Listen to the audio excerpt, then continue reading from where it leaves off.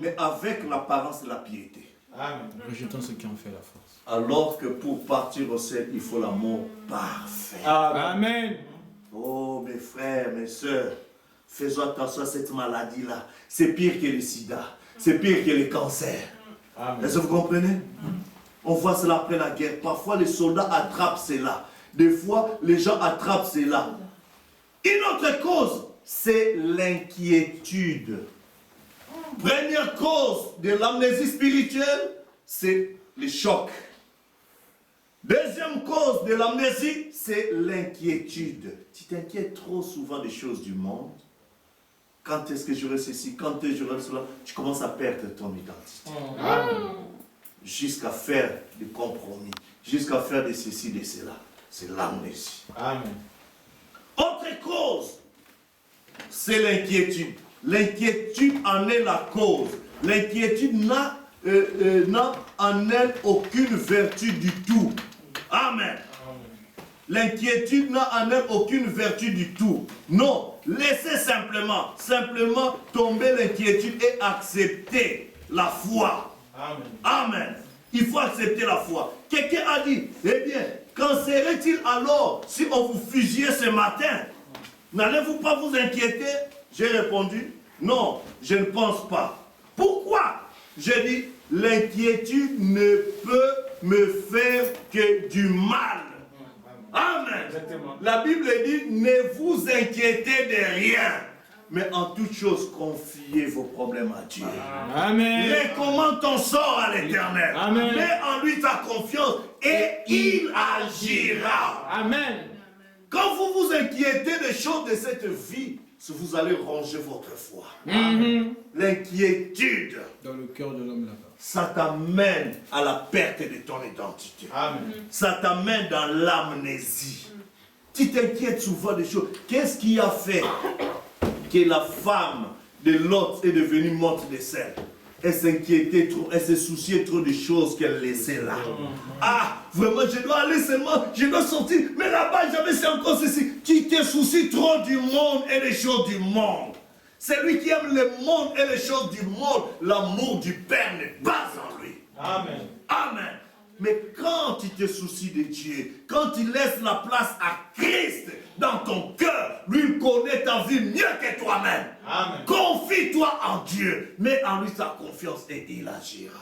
Amen. Amen. Amen. L'inquiétude, c'est l'une des causes de la maladie qu'on appelle amnésie.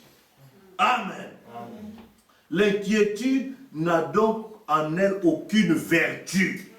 Mais la foi a toutes les vertus. Amen. Tout est possible à celui qui croit. Amen. Pas à celui qui s'inquiète. Amen. Si ta vie, tu es toujours là dans des inquiétudes, tu n'iras nulle part. Amen. Dieu n'aime pas ceux qui se plaignent. Amen. Dieu aime ceux qui ont foi en lui. Amen. Parce qu'il a dit, mon juste vivra par la foi. Amen. Il n'a jamais dit, mon juste vivra par les inquiétudes. Il a dit au contraire, ne vous inquiétez de rien. Qui par ses inquiétudes, qui par ses soucis peut ajouter un seul coudé de sa vie? Amen. Que tu vas prolonger ta vie d'une année, de 2 années parce que tu t'inquiètes trop. Bien au contraire, tu vas t'attirer des AVC. Amen. Tu te soucies trop, tu parles trop, ça va augmenter la tension artérielle, ça va faire ceci, tout ça. Après, pas AVC, paralysie, tout ça à cause des inquiétudes. Amen. Mais quand tu as la foi, elle dit, je sais que je peux tout lui abandonner. Je sais qu'il est l'ami fidèle. Il connaît mes problèmes. Il connaît ma situation. Je ne m'inquiéterai de rien. Je lui confierai tous mes problèmes.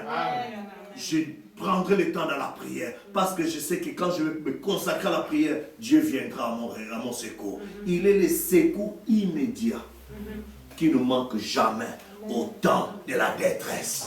Alors, ne vous inquiétez de rien. L'inquiétude, des fois l'inquiétude en est donc la cause. Et une autre chose qui est la cause, et qui cause cela chez les gens, c'est se retrouver entre deux opinions. Ce qu'on appelle généralement en français un dilemme. La cause de la maladie qu'on appelle amnésie. Première cause, c'est quoi? C'est les chocs. C'est souvent après la guerre. les gens sont atteints de cette maladie-là, l'amnésie. Ils perdent leur identité. Première cause de la maladie. Deuxième cause, l'inquiétude. On s'inquiète trop des choses. On a envie de voir telle chose s'accomplir. Ah, alors on s'inquiète et tout ça. Cela les amène. À force de rechercher, on ne sait plus sa position. Amen. Amen. Amen. Troisième chose, c'est quoi? Quand on se retrouve devant deux opinions. On est devant un dilemme. Ah, je dois aller là-bas. Je dois aller là-bas. Donc, tu ne sais plus que faire. Nul ne peut servir deux maîtres à la fois. Soit tu vas haïr l'un et tu vas rester fidèle à l'autre.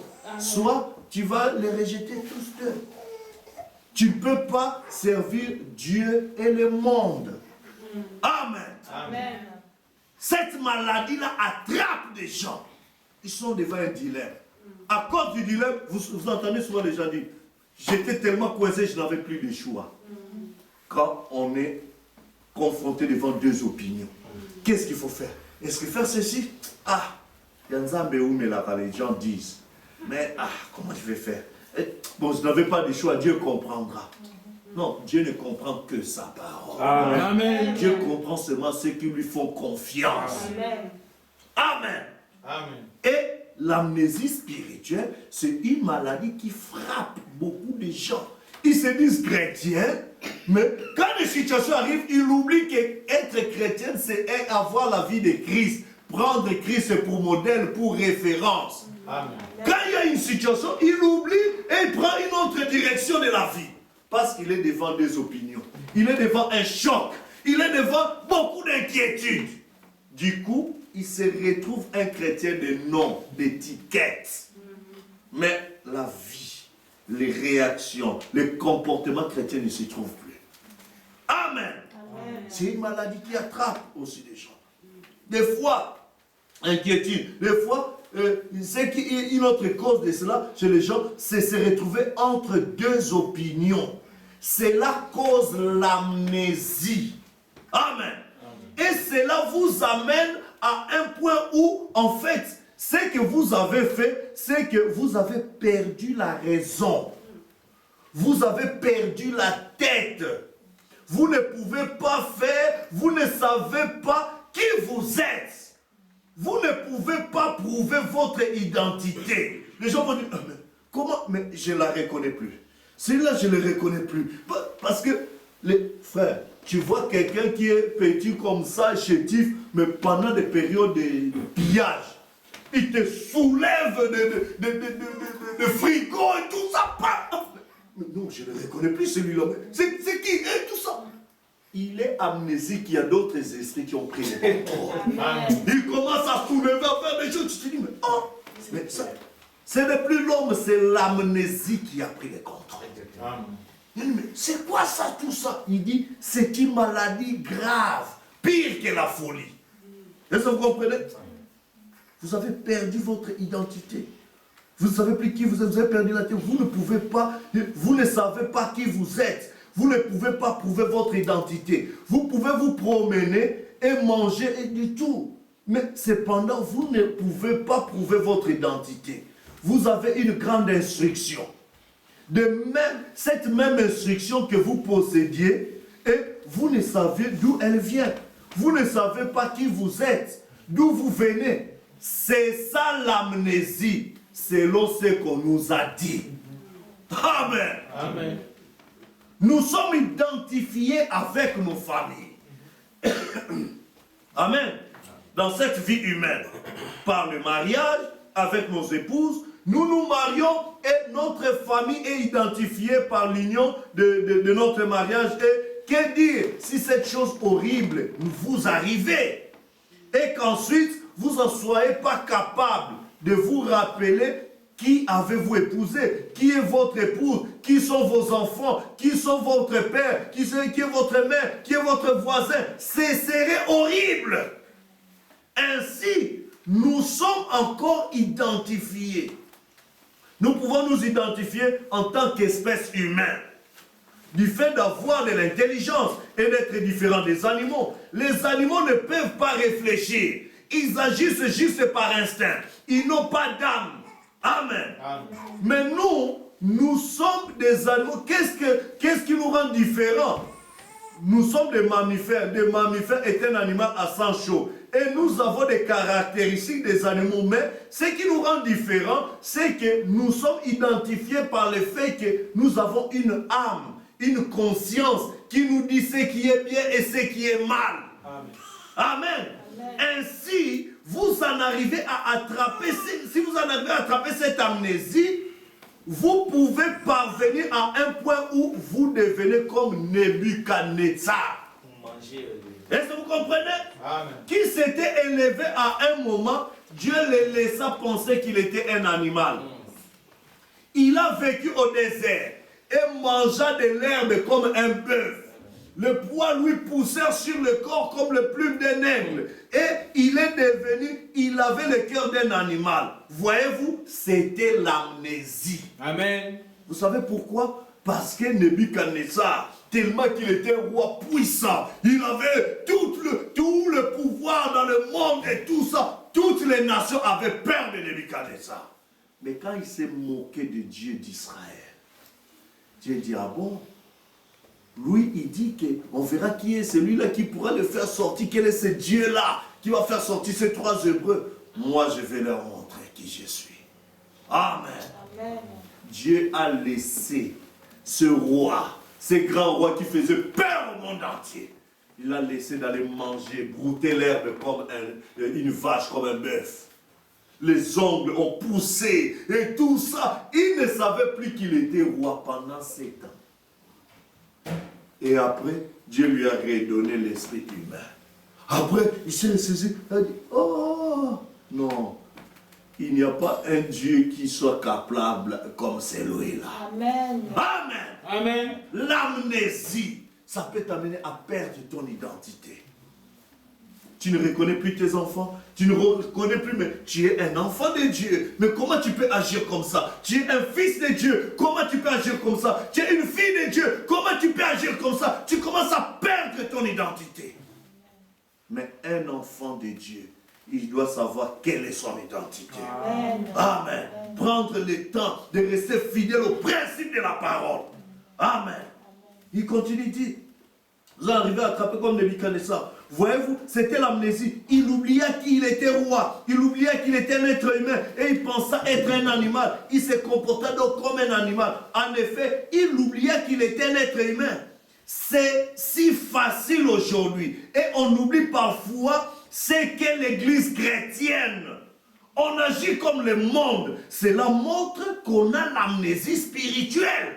Parce qu'on n'agit pas comme un chrétien, on agit comme le monde. On reçoit le cœur du monde et c'est cela qui en est la cause. Amen. Quand toi, chrétien, tu commences à oublier que tu dois te comporter comme un chrétien, vivre comme un chrétien, mais tu commences à aimer le monde, agir comme le monde, c'est l'amnésie spirituelle qui t'attrape. Amen. Tu as eu un choc. Cela t'a amené à perdre ton identité. Tu as eu tellement des inquiétudes. Cela t'a amené à perdre ton identité. Tu as oublié, tu ne sais plus t'identifier à que tu es un être humain, un chrétien. Ça t'a amené à perdre ton identité. C'est l'amnésie qui fait cela. Mais il y a un temps où nous devons savoir qu'est-ce qui peut remédier à cette maladie. Amen. Amen. Oh, je vais vous annoncer une bonne nouvelle. Il continue. Il dit, c'est si facile aujourd'hui et on oublie parfois qu'on est l'église chrétienne, on agit comme le monde. Cela montre qu'on a l'amnésie spirituelle parce qu'on n'agit pas comme un chrétien. On agit comme le monde, on reçoit le cœur du monde et c'est cela qui en est la cause. Ici, nous voyons Israël était exposé au monde et il était tombé dans une ornière. Et ce prophète a été envoyé pour le faire sortir de là s'il ne pouvait pour leur parler. Amen. Dieu, par sa grâce, a choisi Israël parmi toutes les familles de la terre. C'est la grâce qu'il a fait. Il leur a donné un pays de choix. Il leur a donné une maison qu'ils n'avaient jamais eu à construire. Dieu a fait cela, il les a choisis et il leur a donné des fermes qu'ils n'avaient jamais achetées. Il leur a donné de quoi manger, ce qu'ils n'avaient jamais planté. Il leur a donné des puits qu'ils n'avaient jamais creusés. Puis il leur a donné des victoires qu'ils n'avaient jamais remportées. Il leur a accordé une grâce qu'ils n'avaient jamais méritée. Dieu a fait cela par sa grâce pour ce peuple d'Israël, ses élus, ses bien-aimés. Et il dit dans la Bible qu'il l'a trouvé dans un champ pareil à une fille assise dans son propre sang et il l'a lavé et l'a nettoyé. C'est donc ce qu'il a fait. Mais après que Dieu lui a manifesté toute cette miséricorde et qu'elle soit ensuite devenue riche, elle est devenue amnésique. Elle a complètement oublié la provenance de ces choses. Je pense que c'est ça l'image des États-Unis en 1964. Ils souffrent de la même maladie. Nous avons des églises très puissantes. Nous sommes un peuple très puissant. Nous sommes des millions. Et nous avons oublié d'où viennent ces choses. Ils tombent dans un cas grave à cause de cela. Après que Dieu se fut montré bon envers eux et qu'il les eut ramenés de toutes les terres païennes, qu'il eut fait d'eux un peuple mis à part pour lui-même, il dit qu'il avait pris un cep dans un pays et il avait transplanté vers un autre pays. Il en prit soin là pour qu'il porte du fruit et soit fécond. Mais le cep oublia la source de bénédiction. C'est ainsi que dans ces derniers jours, le peuple de Dieu a oublié. C'est qu'un témoignage chrétien. Amen. C'est de nouveau cette amnésie qui est venue sur les gens. Ils ne peuvent pas prouver leur identité. Ils ont tout oublié. Ils ont oublié la sainteté. Ils ont oublié sa foi, sa loi. Les femmes se comportent comme les autres femmes. Le peuple de Dieu et son église ont toujours été un peuple séparé. Un peuple appelé hors d'eux, un peuple particulier, une nation sainte, un sacerdoce royal, offrant des sacrifices spirituels à Dieu. Amen. Les fruits de leurs lèvres donnant gloire à son nom. Amen. Dieu appela son église et la sépara du monde dans ces buts-là. Il leur donna une loi, elle devait être sainte. Il dit, je suis saint et vous devez être saints. Et sans la sainteté, nul ne peut voir le Seigneur. C'est Dieu lui-même qui l'a dit. Et il appela son peuple pour qu'il soit ce genre de peuple. Mais ils avaient oublié cela. Ils avaient oublié ces lois. Ils avaient oublié leur moralité. Les femmes là dans la rue. Les femmes israélites, chacune s'attendait à devenir enceinte du Saint-Esprit pour affronter le Messie. Tout en se comportant comme cette femme, comme cette manière. Leur caractère était affreux. Je voudrais m'arrêter un instant, moi aussi, pour dire que c'est la même chose qui se fait parmi ceux qui aujourd'hui se disent chrétiens. Amen. Leur caractère, si seulement vous réalisez. Une fois dans le sud, j'ai lu une histoire, je vais terminer par ceci. J'ai lu une histoire d'ici où les gens, du temps où on avait des esclaves, on prenait ces gens et on les vendait au marché. Juste comme on le ferait avec une voiture d'occasion. Heureusement, nous sommes à Nantes. Vous connaissez le commerce. C'était le lieu de commerce des esclaves. Il dit, ainsi un acheteur, un courtier venait prendre ses esclaves et les acheter. Et c'était comme si on achetait une voiture ou quelque chose de ce genre. Et ces esclaves avaient été déportés de leur patrie. Ils venaient d'Afrique. Le beurre, en contrebande, le beurre, les enlever, puis les amener ici, dans des îles, et faisaient entrer ensuite en contrebande aux États-Unis. Et ils les vendaient comme des esclaves en Jamaïque et dans les environs.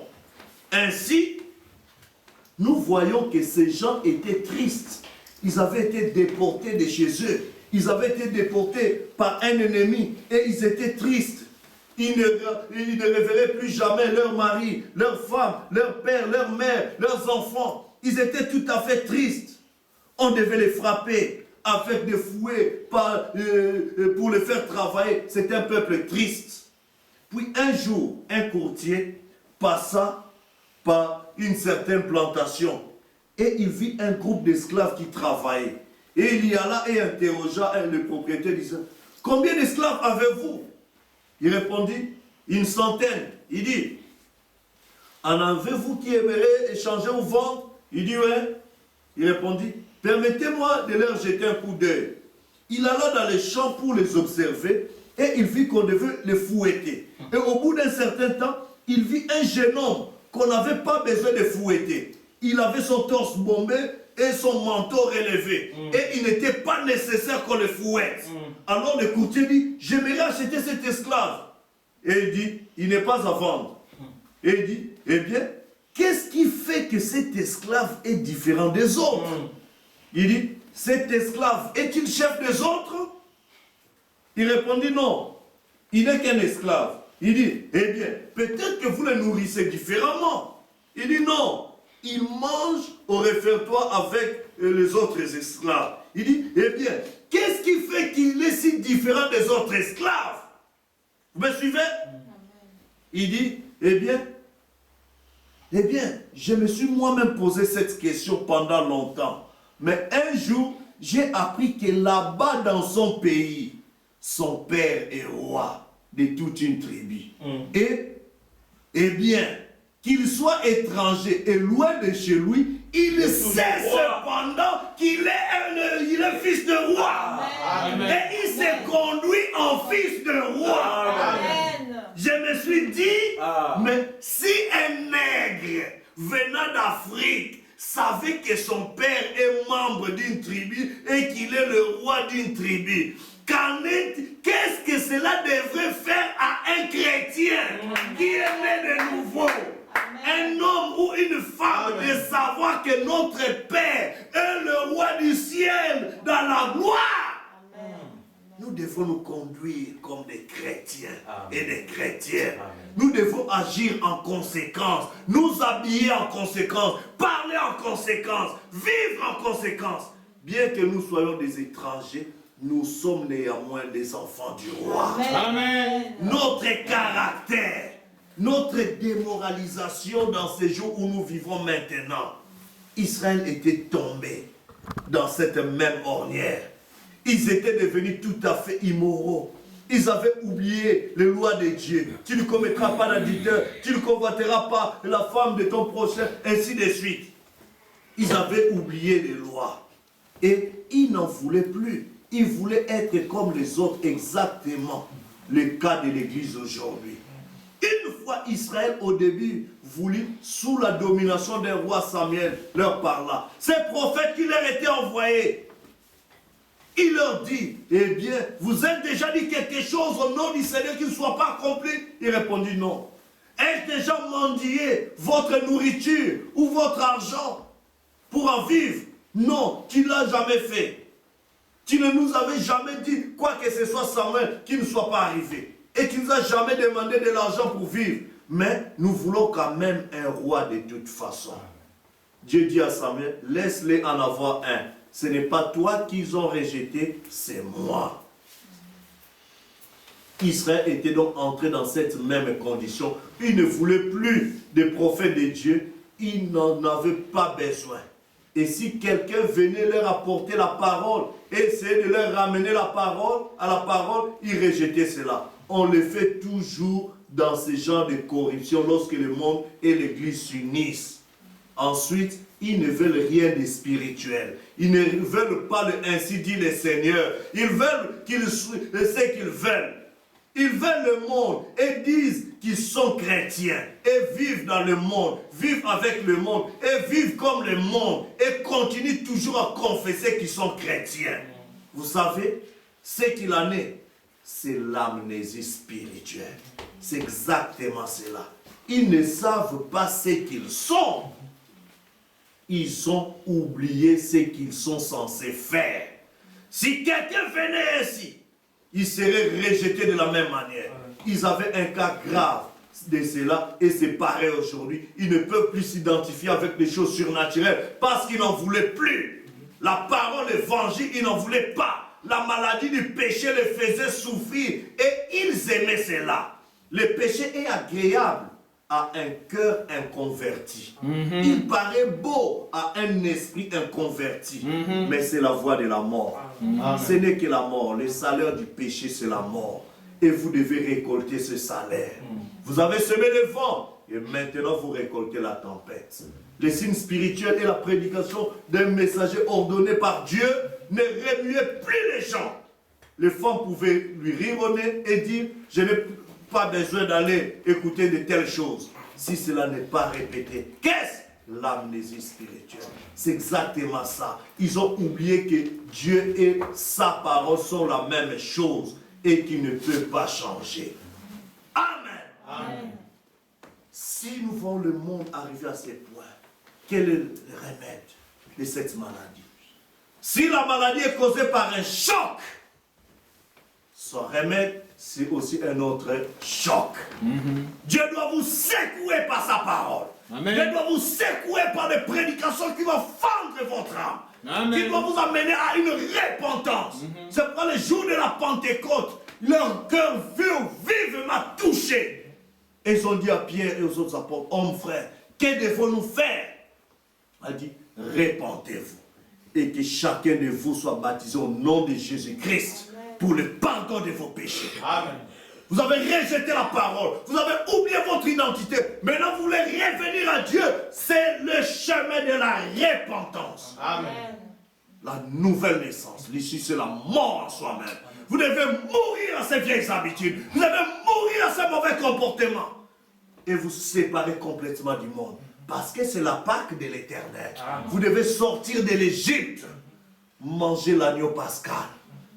Appliquer le sang. Le sang, c'était quoi? Ça veut dire que j'ai entendu la prédication de Moïse. J'ai cru à la prédication de Moïse et j'ai obéi à la prédication de Moïse. Parce qu'appliquer le sang sur le linteau ne pouvait appliquer le sang sur le linteau celui qui écoutait ce que Moïse a dit et a cru à ce que Moïse a dit et a obéi à ce que Moïse a dit. Amen. Ceux qui n'ont pas écouté et cru cela, ils n'ont pas appliqué le sang. Mais ceux qui ont cru à la prédication de Moïse, qui ont obéi à cela, c'est seulement ceux-là qui ont appliqué le sang. Amen. Et Dieu a dit, je verrai le sang et je passerai par-dessus. C'est ça la vraie Pâque de l'Éternel. Le jugement de Dieu ne tombera plus sur vous. Mais quand vous écoutez la parole, vous croyez à cela et vous obéissez à cela. Amen. À ce moment-là, le jugement sera loin de vous. Amen. Parce que la paix de Dieu, sa protection et sa bénédiction reposera sur vous. Amen. Oh mes frères, c'est le temps de la Pâque. Amen. La meilleure fête de Pâques que je peux vous annoncer, c'est cette joyeuse fête de Pâques. De sortons du monde, Amen. Sortons de l'amnésie, reconnaissons notre identité chrétienne. Amen. Soyons différents des gens du monde. Sortons des habitudes païennes. Prenons le temps à la prière.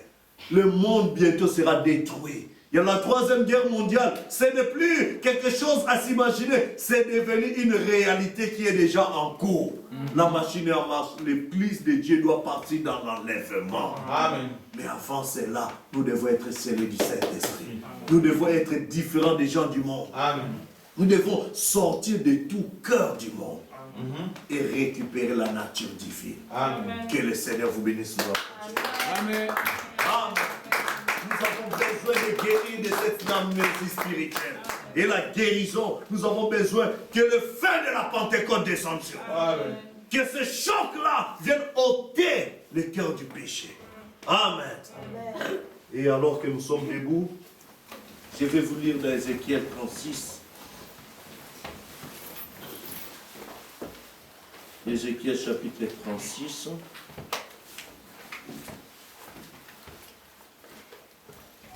La Bible nous dit,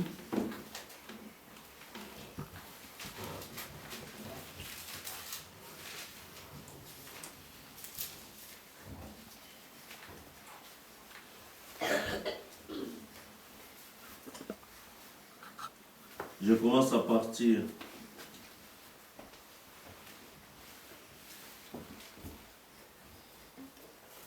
du verset 22.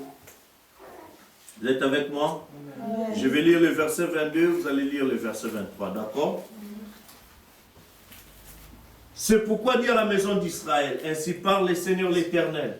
Ce n'est pas à cause de vous que j'agis de la sorte, maison d'Israël, c'est à cause de mon saint nom que vous avez profané parmi les nations où vous êtes allés. Je sanctifierai mon nom qui a été profané par les nations que vous avez profané au milieu d'elles. Et les nations sauront que je suis l'Éternel, dit le Seigneur, l'Éternel, quand je serai sanctifié par vous sous leurs yeux. Je vous retirerai d'entre les nations, je vous rassemblerai de tous les pays, et je vous ramènerai dans votre pays. Je répandrai sur vous une pure, et vous serez purifiés. Je vous purifierai de toute souillure et de toute l'homme. Je vous donnerai un cœur nouveau, et je mettrai en vous un esprit nouveau. J'ôterai de votre corps le cœur de pierre, et je vous donnerai un cœur de chair.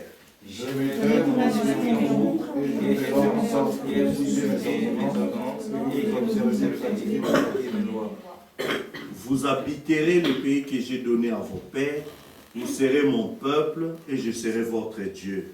Je délivrerai les autres souillures, j'appellerai le et je le multiplierai. Je ne vous enverrai plus à la famille. Je multiplierai les fruits des arbres et les produits des champs, afin que vous n'ayez plus l'opprobre de la famine parmi les nations. Alors vous vous souviendrez de votre conduite qui était mauvaise et de vos actions qui étaient pas bonnes. Vous prendrez vous-même en dégoût à cause de vos iniquités et de vos abominations. Ce n'est pas à cause de vous que j'agis de la sorte, dit le Seigneur l'Éternel. Sachez-le, ayez honte et rougissez de votre conduite, maison d'Israël. Ainsi parle le Seigneur l'Éternel. Le jour où je vous purifierai de toutes vos iniquités, je peuplerai les villes et les ruines seront relevées. La terre dévastée sera cultivée, tandis qu'elle était déserte aux yeux de tous les passants. Et l'on dira, cette terre dévastée est devenue comme un jardin d'Éden, et ces villes ruinées, désertes et abattues sont fertilisées et habitées. Et les nations qui resteront autour de vous sauront que moi, l'Éternel, j'ai rebâti ce qui était abattu et planté ce qui était dévasté. Moi, l'Éternel, j'ai parlé et j'agirai. Ainsi parle le Seigneur l'Éternel. Voici encore sur quoi je les laisserai fléchir par la maison d'Israël. Voici ce que je ferai pour eux. Je multiplierai les hommes comme un troupeau. Les villes en ruine seront remplies de troupeaux d'hommes, pareils aux troupeaux consacrés, aux troupeaux qu'on amène à Jérusalem pendant ces fêtes solennelles, et ils sauront que je suis l'Éternel. Amen. Amen. Et ce que Dieu a promis pour Israël naturel, il le promet pour Israël spirituel. Amen. Ce n'est pas vous, mais ce qui nous demande, c'est de revenir vers lui. C'est de pouvoir dire, Seigneur, je m'étais égaré, maintenant je reviens. Maintenant, Seigneur, je veux vivre ta parole. Je veux me consacrer à toi. Je ne veux plus rester dans cet état amnésique, mais je veux, Seigneur, par ta grâce, donner toute ma vie à toi. Parce que c'est toi qui as ma vie entre tes mains. C'est pourquoi je vais tout abandonner à toi. Amen. Amen. Alors que nous allons fredonner les cantiques. Nous allons prendre les cantiques à la croix au pied du Maître. À la croix au pied du Maître.